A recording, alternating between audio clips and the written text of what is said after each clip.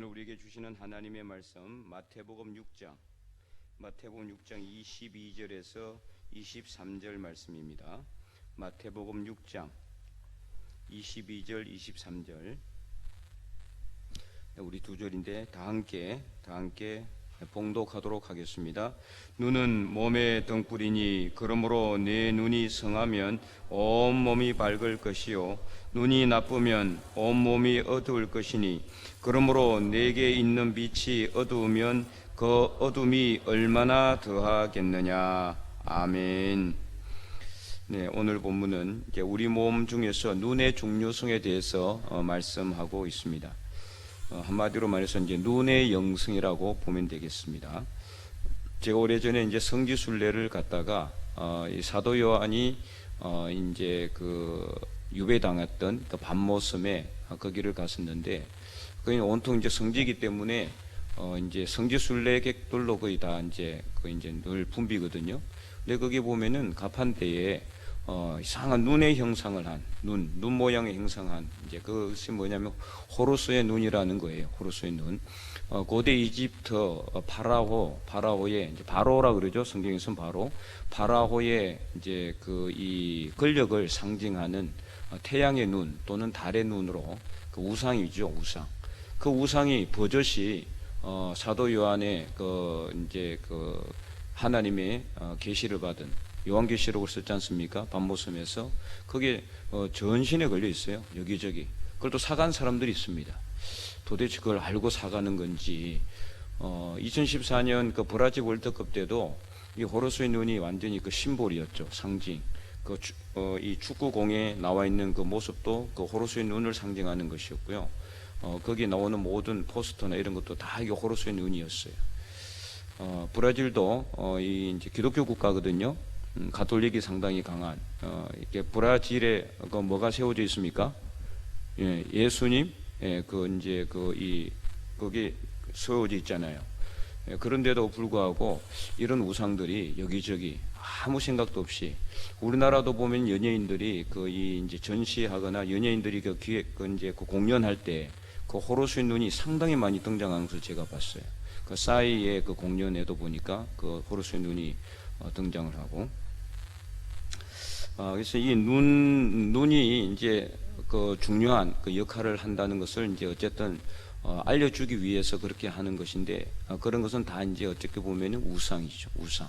오늘 본문에도 이 눈에 대해서 이제 말씀을 하고 있는데, 눈이라는 것은 우리 이 몸 중에서 가장 앞쪽에 달려 있어요. 앞쪽에 달려 있고, 눈이 만약에 보이지 않으면은 아무 일도 할 수가 없죠.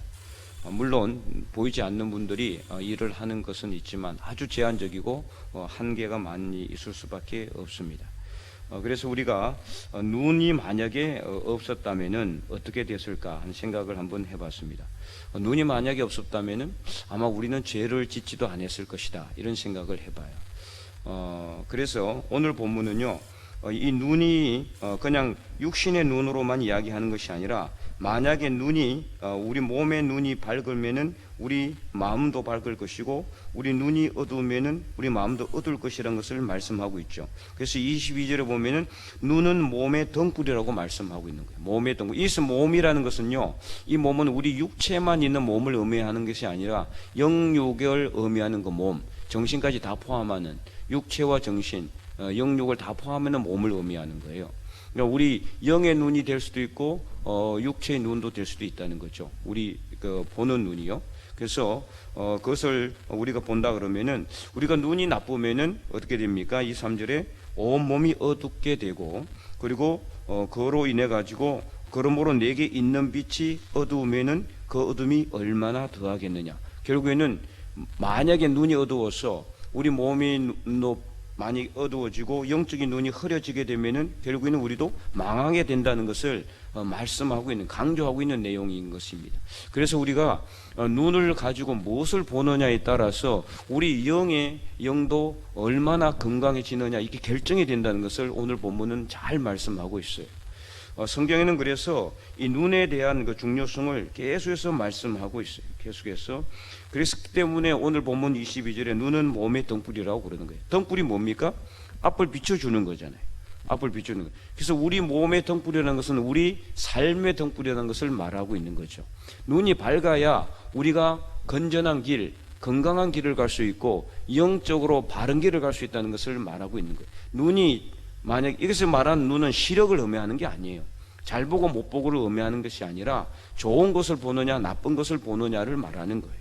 좋은 것을 보느냐 나쁜 것을 보느냐. 그러니까 세상의 죄와 악을 보느냐 아니면은 영적인 것을 바라보느냐 이것을 의미하는 거죠. 실질적으로 그래서 시력을 의미한다기보다는 우리가 보는 영적인 눈 그것을 의미한다라고 보면 되겠어요. 그래서 예수님도 마태복음 9장 47절에 보면은 만일 내 눈이 너를 범죄하게 마가복음 9장 47절에 보면 뭐라고 말씀하냐면은 만일 내 눈이 너를 범죄하게 하면 어떻게 해버리라고 그랬어요? 눈을 빼버리라고 그랬어요. 그래서 두 눈이 멀쩡한 상태로 지옥에 가는 것보다 한 눈이 없는 상태로 어디로 가는 게 하나님 나라에 들어가는 것이 더 낫다 그랬어요. 그죠? 두 눈이 멀쩡한 상태로 지옥 가면 뭐 하겠습니까? 그 눈이 그렇다고 그 지옥에서 그를 건져 주겠습니까? 아무것도 건져 주지 않아요. 근데 만약에 물론 이 말씀은 실제 이렇게 하라는 건 아니죠. 실제 이렇게 어떤 이 도박에 중독된 사람이 하도 이게 이 오른손으로 자꾸 이제 오른손잡이인데 도박을 하니까 오른손 잘라버렸대요. 그러니까 한동안 안 했어요. 그 아픔도 있고 그 고통도 있고 그때 그것 때문에. 근데 어떻게 했습니까? 나중에 왼손으로 또 하는 거예요. 또 왼손을 잘랐어요. 그럼 어떻게 합니까? 나중에 의족을 끼고 했다라는 거예요. 의족을 끼고. 결론은 어떻게 됩니까? 자기 목숨을 끊는 것 말고는 길이 없어요. 그래서 우리가 이 말씀에 의미하는 것은 뭐냐? 마가복음 9장 47절에 예수님께서 하신 말씀도 우리가 무엇을 바라보느냐, 무엇을 바라보느냐, 실족하게 하지 않는 것을 바라봐야 된다는 건데, 실족하게 할 만한 것을 바라보게 되면은 결국에는 실족할 수밖에 없고, 그래서 몸이 어두운 데로 가기 때문에 망하게 되는 것을 말하고 있는 것이죠. 창세기 3장 5절에 보면은 뱀이 여자에게 유혹을 하잖아요. 처음에 뭘 가지고 유혹을 합니까? 이 에덴 동산에 하나님께서 선악과를 알게 하는 나무도 주고 그리고 맛있는 그 생명의 열매도 줬어요. 근데 선악을 알게 하는 나무의 열매를 하나님께서는 절대로 먹지 말라고 분명히 명령을 하셨는데 뱀이 여자에게 뭐라고 합니까? 참으로 먹지 말라고 하더냐? 그게 아니다. 만약에 너희들이 그것을 먹으면은 너희 눈이 밝아서 하나님과 같이 될 것을 하나님이 아시기 때문에 먹지 말라고 한 거다. 이렇게 이야기를 딱 하니까 여자가 뭐라고 어떻게 했어요? 어떻게 했습니까? 그 다음에 그 열매를 바라봤단 말이에요. 그러니까 무엇을 바라보느냐에 따라서 달라지는 거죠. 그 전에는 그 열매를 바라봐도 아무 문제가 되지 않았어요. 그러나 뱀의 유혹을 받고 나서 그 열매를 바라봤을 때는 그 열매가 어떻게 됐다고 합니까? 먹음직스럽기도 하고 보암직스럽기도 하고 탐스럽기도 했다고 그랬어요. 그러니까 어떻게 따먹었죠. 이는 마치 이 다윗이 정말 하나님 앞에 그 고난의 삶을 살면서도 정말 기도하면서 예배를 드리면서 그러면서 그가 부하들과 함께 동고동락했을 때는 아무리 예쁜 여인들을 봐도 어떻게 돼요? 거기에 대해 그 정욕에 넘어가지 않았어요. 그러나 그가 왕이 되고 나서 왕권이 완전히 어느 정도 안정이 되고 그냥 안일하게 안주하게 되니까 그죠? 그전에는 그보다 더한 것도 많이 받겠죠. 그러나 이후에는 이제 시험이 들어오고 나니 안주하고 시험이 들어오고 나니까 무엇을 봅니까? 평소에 보이지 않았던 밧세바를 보게 된 거예요. 그게 밧세바가 평소에 안 보였을까요? 그거보다 더한 것도 그는 많이 봤을 거예요. 그러나 그 이후에는 그가 보지 말아야 될 것을 보게 되는 거죠. 그래서 눈이라는 것은 뭐냐 하면요, 우리가 무엇을 바라보느냐, 어떤 시각을 가지고 바라보느냐에 따라서 달라진다라는 거예요. 달라지게 된다. 그래서 만약에 이제 우리가 눈이 없었다면은, 만약에 하와가 눈이 보이지 않았다면은 그가 아무리 뱀이 유혹한다 한들 그 나무의 열매, 선악을 알게 하는 나무 열매를 봐도 보이지가 않잖아요. 그죠? 그러니까 뭐 생각이 들지는 않겠죠. 생각이. 그래서 이런 생각을 해봐요. 우리가 다 장님이라면 어떻게 될까? 죄가 없을까? 그런 생각을 합니다. 이 말씀을 읽으면서 여러분 어떻게 생각합니까? 보지 않으면은 죄를 짓지 않을까요? 물론 그렇지는 않겠지만은 많이 짓지는 않겠죠. 안목의 정욕이라는 게 상당히 우리 사람으로 하여금 넘어지게 하고 또 하나님을 떠나게 하는 그런 큰 죄의 통로가 되기 때문에, 그래서 시편 119편 37절에는 보면은 무슨 말씀이 나오냐면은 이 시편 기자가 하나님께 기도하기를 내 눈을 돌이켜서 허탄한 것을 보지 말도록 해달라고 기도해요. 내 눈을 돌이켜서 헛하는 것을 보지 않도록. 헛하는 것을 자꾸 보게 되면은 그것 때문에 죄의 유혹이 나에게로 들어와서 내가 자꾸 죄를 짓게 될 수밖에 없으니까, 그래서 몸이 등불이 눈인데 그 눈이 헛하는 것을 보게 됨으로 인해서 몸이 점점 어두워져 가게 되고 나쁜 길로 가게 되기 때문에 망하게 될 것을 두려워한 그런 이 기도라고 볼 수가 있는 거죠. 우리 눈을 돌이켜서 헛하는 것을 보지 않도록 하나님께 기도해야 된다라는 것입니다. 그래서 오늘 우리는 정말 이 눈으로 우리가 무엇을 바라보느냐, 똑같은 것을 바라봐도 그것을 하나님의 눈으로 바라본다면 아무 문제가 되지 않고 오히려 그것을 통해서 하나님의 영광이 드러나지만, 하나님의 눈으로 바라보지 않고 내 욕심의 눈으로 바라보게 되면 어떻게 됩니까? 그것이 다 죄악의 길로 가게 된다는 것이에요. 아무리 그 모습이 아무 문제가 되지 않는다 할지라도, 그러니까 우리가 어떤 생각을 가지고 바라보느냐, 이것이 중요하다는 것을 오늘 본문은 이야기하고 있어요. 그래서 예수님께서 우리가 무엇을 바라보느냐가 아니라 어떤 생각을 가지고 어떤 시각을 가지고 바라봐야 할지를 말씀하는 것입니다. 여러분은 오늘 무엇을, 어떤 시각을 가지고 세상을 바라보고 있습니까?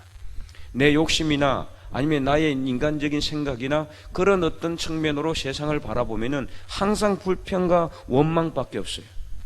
늘 부족함밖에 없는 거예요. 그리고 항상 하나님에 대해서 섭섭한 마음밖에 없어요. 그러나 늘 하나님의 마음으로 이 세상의 것을 바라본다면은 늘 감사할 수밖에 없어요. 기뻐하고 즐거워할 수밖에 없는 거예요. 구원의 하나님으로 인하여 즐거워하게 되는 거죠. 하박국 선지자 그래서 무엇을 노래했습니까? 무화과 나무가 무성하지 못하고 포도나무에 열매가 없고 감람나무에 소출이 없고 밭에 먹을 것이 없고, 그죠? 그리고 우리의 양이 없을지라도 나는 무엇으로 인해서 즐거워한다고 그랬죠? 구원의 하나님으로 인하여 즐거워한다고 그랬어요. 만약에 그가 자기 밭에 아무 먹을 것도 없고 우리의 양도 없고 외양간에 소도 없고 그 다음에 뭐 열매도 없고 포도나무도 없고 포도나무에 포도도 안 열리고 이런 것을 그냥 자기 생각으로 봤다면은 불편함밖에 없죠. 야, 아무것도 없네. 이제는 짜증밖에 안 나죠.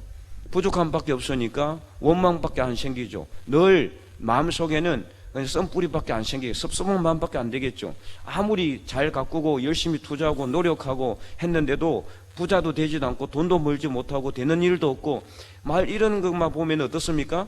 항상 마음속에는 불평과 원망밖에 안 드는 거예요.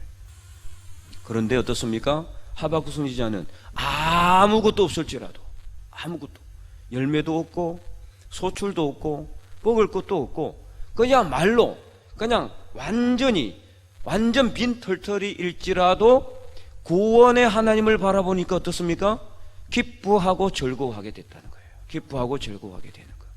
바로 이것을 오늘 본문은 똑같은 의미입니다. 똑같은 의미. 우리가 무엇을 생각하면서 바라보느냐?